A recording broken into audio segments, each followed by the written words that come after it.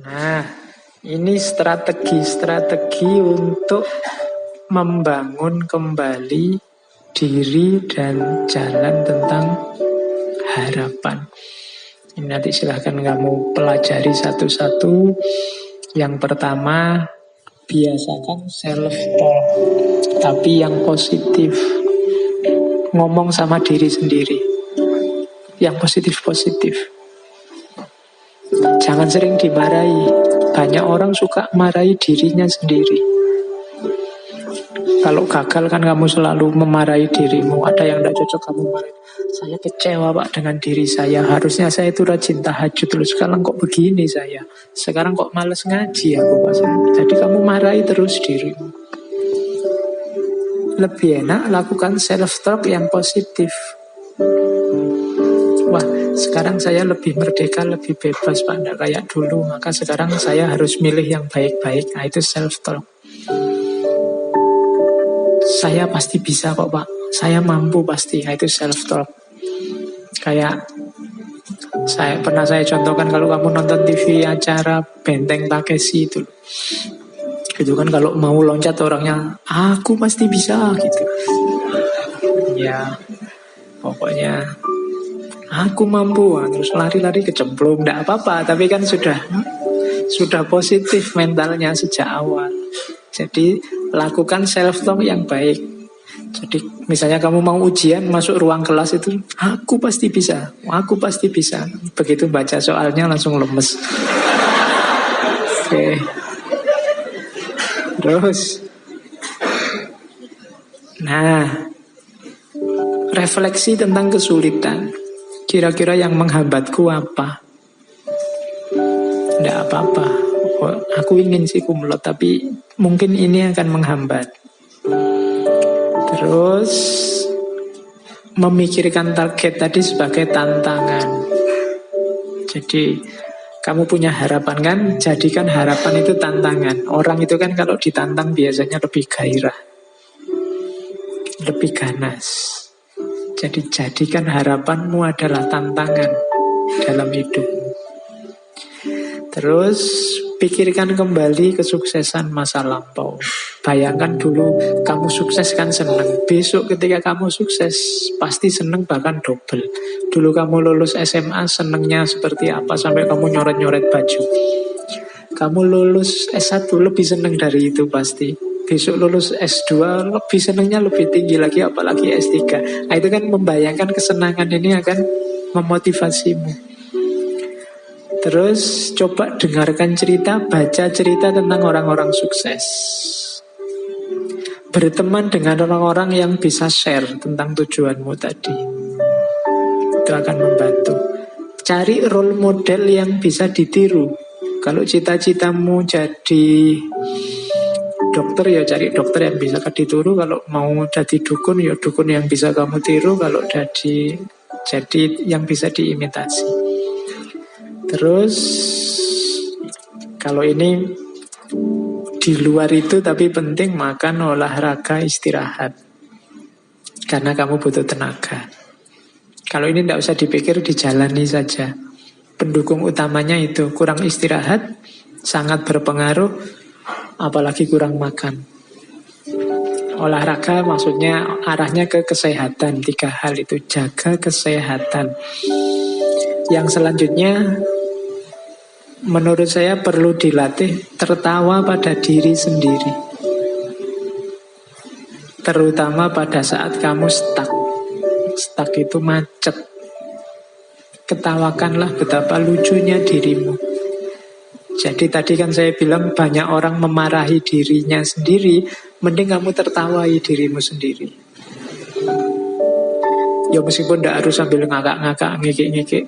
Nggak ada apa-apa, ketawa sendiri. Kok ketawa sendiri? Aku menertawai diriku sendiri, tidak begitu. Jadi maksudnya jangan serem-serem sama dirimu sendiri. Sebelum kamu senyum keluar, senyumlah ke dalam. Yang ramah sama dirimu sendiri. Kamu sama dirimu sendiri nggak bisa ramah, susah kamu ramah ke orang lain. Jadi latihan tersenyum sama dirinya sendiri. Cepat-cepat kembali ke khitoh, kembali ke orientasi kalau stuck. Kadang-kadang orang itu kan banyak peristiwa yang membuat kita nyeleweng dari jalur, ya cepat-cepat kembali. Tidak apa-apa kamu memberi hadiah pada dirimu sendiri untuk sub-sub tujuan. Misalnya, saya ingin besok cum laude. Semester ini bisa IP 4. Wah, ini syukuran ini. Ngasih hadiah. Kalau kemarin di angkringan cuma 1 bungkus, sekarang tak kasih hadiah 2 bungkus. Nah, itu namanya ngasih hadiah diri sendiri. Oke, tidak apa-apa. Sering-sering main gitu. Ngasih reward and punishment dirinya sendiri. Terus mendidik diri untuk keterampilan-keterampilan yang dibutuhkan, itu pasti. Ini tips-tips untuk menghidupkan agensi, menghidupkan dirimu dan jalanmu menuju cita-cita. Terus yang mempengaruhi harapan itu jelas dukungan sosial, religiusitas, kontrol. Kalau masyarakat sekeliling mendukung harapanmu, cita-citamu lebih mudah. Orang tua, saudara, guru, dosen itu bisa mendukung, bisa kamu manfaatkan untuk mewujudkan harapan. Yang kedua, religiusitas. Ini juga bisa mempengaruhi, bisa mendukung. Kepercayaanmu pada Tuhan, itu kan mendukung. Mungkin kamu agak merasa kurang mampu, tapi dengan Allah bisa menolong. Ada Tuhan yang bisa membantu. Itu kan bisa mempengaruhi harapan. Kalau orang yang tidak kenal Tuhan atau tidak percaya Tuhan, apa-apa kan disandarkan dirinya. Sementara manusianya terbatas, banyak kekurangan. Nah, itu lebih susah. Tapi karena kita punya Tuhan, lebih mudah. Kemudian kontrol. Kemampuan kita mengontrol harapan. Itu juga mempengaruhi harapan kita. Ada batasnya harapan itu ya. Kamu sadari apa tidak? Harapanmu dibatasi oleh pengetahuanmu, pengalamanmu, lingkungan hidupmu, dan kemampuanmu. Itu pasti. Kenapa kamu mengharapkan itu? Ya karena itu yang kamu tahu, itu yang kamu bisa, itu yang pernah kamu alami. Kamu sadari atau tidak? Itulah batasnya harapan sebenarnya.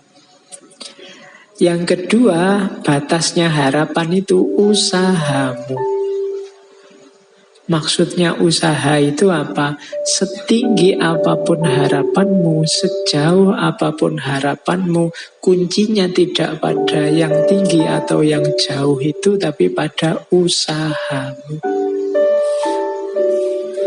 Jadi harapan itu penting, baik, tapi kuncinya ada di usahanya. Yang ketiga, kepercayaanmu pada dirimu sendiri, pada masyarakatmu, pada Tuhan. Itulah batas harapanmu. Jadi kalau ada yang tanya, apa Pak batasnya harapan itu? Ya pengetahuan, pengalaman, lingkungan, kemampuan, usaha, dan kepercayaan. Inilah yang membatasi, yang jadi pagernya harapan kita. Terus doa, kita masuk sebentar ke agama ya. Apa perannya doa? Pak, saya kan bisa berharap macam-macam, nanti ditambahi doa kan beres. Enggak, doa itu pendukung, penguat. Usaha itu yang mewujudkan. Kenapa harus ditambahi doa? Ini sebenarnya kajian psikologi agama. Karena manusia itu punya ciri terbatas. Kemampuan pengetahuannya terbatas, kemampuan pengalamannya terbatas, kemampuan dirinya terbatas. Yang kedua, manusia itu labil. Katanya A, besok itu. Kalau ditanya siapa favoritmu, favorit yang itu loh Pak. Nanti besok ganti itu, oh ganti Pak, saya favoritnya yang itu. Jadi idolamu kan terus macam-macam jadi banyak. Kita ini sering labil, berubah-ubah terus. Orang mau apa, maunya kamu ke sana. Sekarang kemarin kamu cita-citamu jadi guru, dosen. Sekarang IT-nya canggih, saya ingin jadi YouTuber Pak sekarang Pak. Terus IT-nya, itu kan labil, berubah-ubah terus. Itu manusia. Jadi dia terbatas, lemah, labil, kemudian langka itu dia berhadapan dengan kematian. Makanya orang perlu berdoa. Manusia tidak bisa ngontrol perbuatannya sampai akhir. Yang saya bisa itu cuma minum.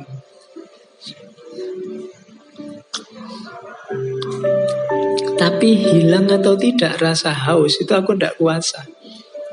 Aku hanya pasrah pada mekanisme tubuhku yang itu kontrolnya langsung sama Allah.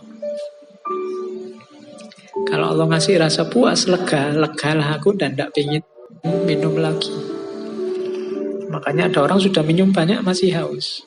Karena itu yang nanti oleh Ghazali diadopsi jadi konsep teologinya bahwa sebab akibat itu tidak ada. Yang ada sekuen-sekuen peristiwa yang penentunya Allah.